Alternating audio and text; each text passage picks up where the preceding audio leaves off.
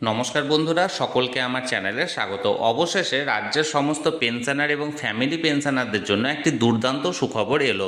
অবশেষে দীর্ঘ প্রতীক্ষার পর সুপ্রিম কোর্টের অর্ডার অনুযায়ী রাজ্যের সমস্ত রাজ্য সরকারি পেনশনারদের পাশাপাশি এবার শিক্ষক সহ সমস্ত গ্র্যান্টিন এর সংস্থার যে সমস্ত পেনশনাররা আছেন তাদের সকলকে বকেয়া ডিএ এরিয়ার 50% ইমিডিয়েট রিলিজ করবে নবান্ন।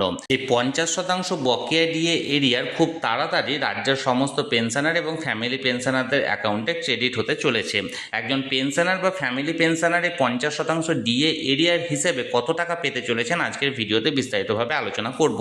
ভিডিওটি অত্যন্ত গুরুত্বপূর্ণ, তাই প্রথম থেকে শেষ পর্যন্ত অবশ্যই ধৈর্য সহকারে দেখবেন এবং ভালো লেগে থাকলে অবশ্যই একটি লাইক করবেন এবং সকলের সঙ্গে শেয়ার করবেন। আর সেই সাথে এই চ্যানেলে যদি প্রথমবার হয়ে থাকেন এই রকমের ইনফরমেটিভ ভিডিও আরও দেখার জন্য যারা এখনও পর্যন্ত এই চ্যানেলটিকে সাবস্ক্রাইব করেননি তারা অবশ্যই চ্যানেলটিকে সাবস্ক্রাইব করে নিতে ভুলবেন না। তাহলে চলুন আমরা বিস্তারিত জেনে নিই। 50% বকেয়া দিয়ে এরিয়ার হিসাবে একজন পেনশনার বা ফ্যামিলি পেনশনার এখনই তাদের অ্যাকাউন্টে কত টাকা এরিয়ার বাবদ পেতে চলেছেন সেটা একটা সহজ পদ্ধতির মাধ্যমে ক্যালকুলেশন করে আমরা দেখে নেব। আমি এখানে ক্যালকুলেশনটি যে উদাহরণের সাহায্যে করেছি সেই উদাহরণ অনুযায়ী একজন পেনশনারের এই মুহূর্তে বেসিক পেনশনের পরিমাণ হচ্ছে 10,000 টাকা এবং এই 10,000 টাকা ধরে আমি এখানে ক্যালকুলেশনটি করেছি।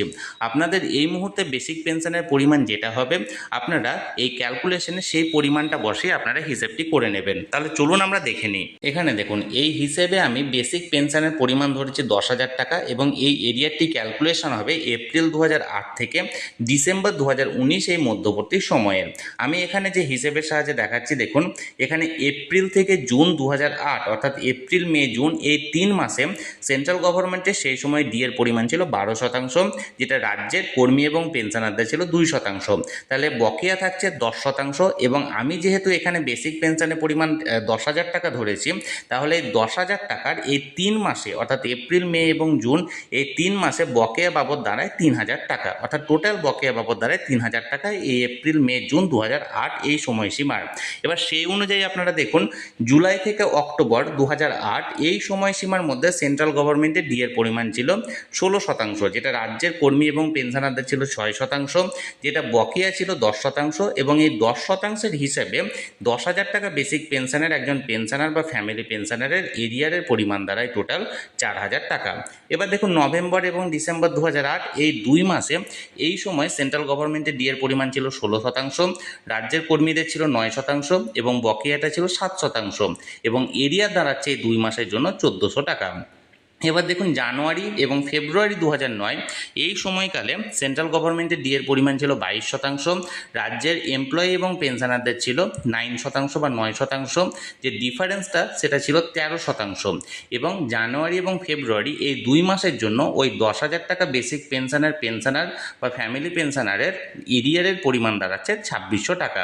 এবার দেখুন, মার্চ 2009 এই সময়সীমায় 22% ছিল সেন্ট্রাল গভর্নমেন্টের ডিএর পরিমাণ, রাজ্যের সেই সময় ছিল 12%, যে ডিফারেন্সটা ছিল সেটা ছিল 10%, এবং এরিয়ার বাবদ দাঁড়াচ্ছে এই 10%-এ 1,000 টাকা। এবার দেখুন, এপ্রিল থেকে জুন এপ্রিল মে জুন 2009 এই সময়সীমায় 22% ছিল সেন্ট্রাল গভর্নমেন্টের ডিএর পরিমাণ এবং রাজ্যের এমপ্লয়িদের ছিল 16%, যে বকেয়াটা ছিল মাত্র 6%, এবং 6%-এ সেই সময় এরিয়ারটা দাঁড়াচ্ছে 1,800 টাকা। এবার দেখুন, জুলাই থেকে নভেম্বর 2009 এই সময়কালে সেন্ট্রাল গভর্নমেন্টের ডিএর পরিমাণ ছিল 27%, রাজ্যের কর্মীদের ছিল বা পেনশনারদের ছিল 16%, যে বকেয়া বা যেটা ডিফারেন্স ছিল সেটা ছিল 11%। এবং এই 11%-এ যেটা 10,000 টাকা বেসিক পেনশনারের সেই সময় এরিয়া দাঁড়াচ্ছে 5,500 টাকা। আমি বারবার বলছি, আমি এখানে 10,000 টাকা বেসিক পেনশনের হিসেবে আমি এখানে ক্যালকুলেশনটা করেছি। আপনাদের যেরকম বেসিক পেনশন আছে সেই বেসিক পেনশন অনুযায়ী ক্যালকুলেশনটা আপনারা করবেন। এবার দেখুন, ডিসেম্বর 9 এই সময়কালে 27% ছিল সেন্ট্রাল গভর্নমেন্টের, 22% ছিল রাজ্যের, এবং 5% আছে এখানে ডিফারেন্স, এবং 5%-এ এরিয়া দাঁড়াচ্ছে 500 টাকা। এবার দেখুন, জানুয়ারি থেকে মার্চ 2010 এই সময়কালে সেন্ট্রাল গভর্নমেন্টে ছিল 35%, রাজ্যের কর্মীদের ছিল 22%, 13% আছে বকেয়া বা 13% ছিল ডিফারেন্স এবং এরিয়ার দাঁড়াচ্ছে 3,900 টাকা।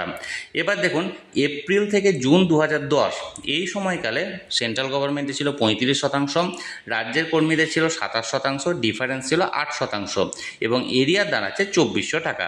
এবার দেখুন জুলাই থেকে নভেম্বর 2010 এই সময়কালে সেন্ট্রাল গভর্নমেন্টে ছিল 45%, রাজ্যের কর্মীদের ছিল 27%, 18% ছিল ডিফারেন্স, এরিয়ার দাঁড়াচ্ছে 9,000 টাকা। এবার দেখুন ডিসেম্বর 2010 এই এক মাসে 45% ছিল সেন্ট্রাল গভর্নমেন্ট, রাজ্যের ছিল 35%, ডিফারেন্স ছিল 10%, এরিয়ার দাঁড়াচ্ছে 1,000 টাকা। জানুয়ারি থেকে জুন এই 6 মাস 2011 এই সময়কালে সেন্ট্রাল গভর্নমেন্টে ছিল 51%, রাজ্যের কর্মীদের ছিল 35%, ডিফারেন্স ছিল 16%, এরিয়ার দাঁড়াচ্ছে 9,600 টাকা। জুলাই থেকে ডিসেম্বর 2011 58% ছিল সেন্ট্রাল গভর্নমেন্টের, রাজ্যের ছিল 35%, এখানে ডিফারেন্স ছিল 23% এবং এরিয়ার দাঁড়াচ্ছে 13,800 টাকা। এবার দেখুন জানুয়ারি থেকে জুন 2012 সেই সময়কালে সেন্ট্রাল গভর্নমেন্টে ছিল 65%, রাজ্যের কর্মীদের ছিল 45% এবং ডিফারেন্স ছিল 20%, এরিয়ার দাঁড়াচ্ছে 12,000 টাকা এই সময়কালে।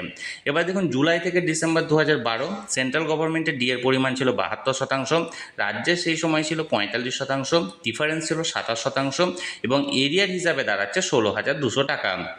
এবার দেখুন জানুয়ারি থেকে জুন 2013 এই সময়কালে সেন্ট্রাল গভর্নমেন্টের ডিএর পরিমাণ ছিল 80%, রাজ্যের ডিএর পরিমাণ ছিল 52%, ডিফারেন্স ছিল 28% এবং এরিয়ার বাবদ দাঁড়াচ্ছে এই সময়কালে 16,800 টাকা। এবার দেখুন 18 নম্বর সিরিয়ালে জুলাই থেকে ডিসেম্বর 2013 এই সময়কালে সেন্ট্রাল গভর্নমেন্টে ছিল 90%, রাজ্যের ছিল সেই সময়কালে 52%, ডিফারেন্স ছিল 38% এবং এরিয়ার বাবদ দাঁড়াচ্ছে 22,800 টাকা। এবার দেখুন জানুয়ারি থেকে জুন 2014 এই সময়কালে সেন্ট্রাল গভর্নমেন্ট সেই সময় ছিল 100%, রাজ্যের কর্মীদের ছিল 58%, এখানে ডিফারেন্স ছিল 42% এবং এরিয়ার বাবদ দাঁড়াচ্ছে 25,200 টাকা। এবার দেখুন জুলাই থেকে ডিসেম্বর 2014 এই সময়কালে সেন্ট্রাল গভর্নমেন্টে ছিল 107%, রাজ্যের ছিল 58%, ডিফারেন্স ছিল 49% এবং এরিয়ার দাঁড়াচ্ছে 29,400 টাকা। এবার দেখুন জানুয়ারি থেকে জুন 2015 এই সময়কালে সেন্ট্রাল গভর্নমেন্টে ছিল 113%, রাজ্যের ছিল 65%, ডিফারেন্স ছিল 48% এবং এরিয়ার দাঁড়াচ্ছে 28,800 টাকা। এবার দেখুন জুলাই থেকে ডিসেম্বর 2015 এই সময়কালে সেন্ট্রালের ছিল 119%, রাজ্যের ছিল 65%, 54% ছিল ডিফারেন্স এবং এরিয়ার বাবদ দাঁড়াচ্ছে এই সময়কালে 10,000 টাকা বেসিক পেনশনের উপর নির্ধারণ করে 32,400 টাকা। এবার দেখুন জানুয়ারি থেকে জুন 2016 এই সময়কালে সেন্ট্রাল গভর্নমেন্টে ছিল 125%, রাজ্যে ছিল 75%, ডিফারেন্স 50% এবং এরিয়ার বাবদ দাঁড়াচ্ছে 30,000 টাকা।